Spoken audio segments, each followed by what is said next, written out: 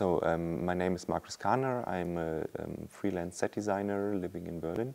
One of the basic questions we are dealing with in this play is what function has a family in times of everything is falling apart?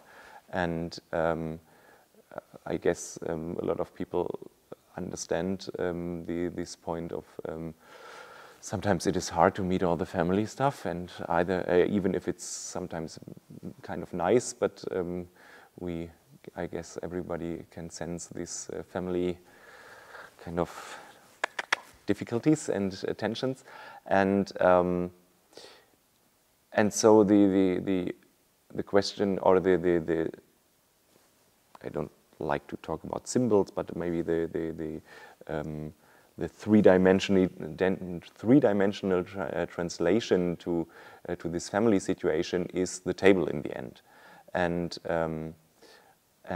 always when it gets too close, they can interrupt themselves, and as you said, like the emergency exit, it is about like with the pens. So and of course this brings up the basic question: what function does family have, or which function could it have, even if it is sometimes hard to meet them all and sense these tensions, and coming. Then we are back in this circle dramaturgy point. Coming there every year, it's always the same, and the question is, what can we change? We are probably kind of not so we have not so many chances to really change the climate change, but I mean, the family is the point. It's our inner circle, and of course we have a special approach when we go there, but when we want to change something, where can we do it when not in this actual thing? So maybe it's just on the actors or on the characters to start working in this cell of society, environment, and whatever. And either they still use the family as every year, like is protecting us, this kind of tensioned form and form of coming together is on one hand kind of unnerving, but on the other hand it is at least a fixed structure. And yeah, when we want to change something, maybe the family is the right place to start with it.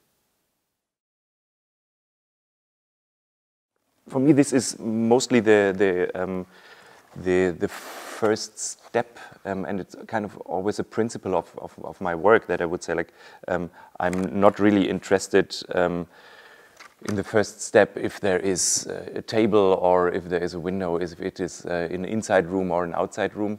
For me, the first step is to figure out in which situations are the characters. And theater doesn't work for me just to illustrate a situation and say, like, okay, now we show you in what kind of universe or in what kind of naturalistic environment these characters live. It's more like finding out what's their inner state, and then kind of finding a translation into a three-dimensional room. And so my sets, or I always try in my sets to kind of paint in a landscape of the characters. So in this part of the model, it is I built up a mountain from wooden planks, and originally the play takes place at a Christmas dinner, a family dinner, and so they come all together, and the just outer environment informations are they are obviously kind of they don't have so many money problems. They are socially based, and it's a bigger family, and what we know is everybody is coming to that dinner on one hand saying, like, again this family thing, but they are immediately start talking about their situation in life, and they all have very deep worries about their life, about the whole situation. Actually, they are not start talking about their individual life or just slightly touch it. It immediately becomes obvious that they are basically afraid of all things which happen in the world right now, and they are kind of paralyzed by it. They really feel like we can't do anything. They feel helpless, and so they are totally out of security and safety. And so in the actual scene, there is a floor prolonging here in the front, and this is a kind of the cracked situation they are. So it's obviously something smashed in from behind and cracked the floor, and they are still going back to the Christmas meeting and say like, we are afraid, we are environmental problems, climate change, war, la la, and but still they say like, when it becomes too close, they always say like, but let's have dinner, let's have dinner. And they always, when it comes too close, they pretend that everything is kind of normal. So they always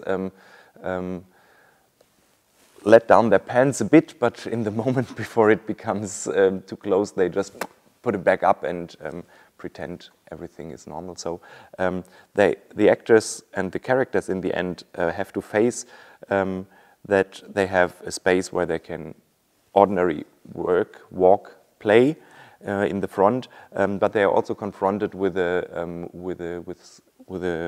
obstacle, and the idea is that they have to relate on this or pretend, even if they are not staying on a flat floor, that still everything is okay. So we turn the whole thing into a kind of a black space, which, and there we're exactly at the point what we were talking before.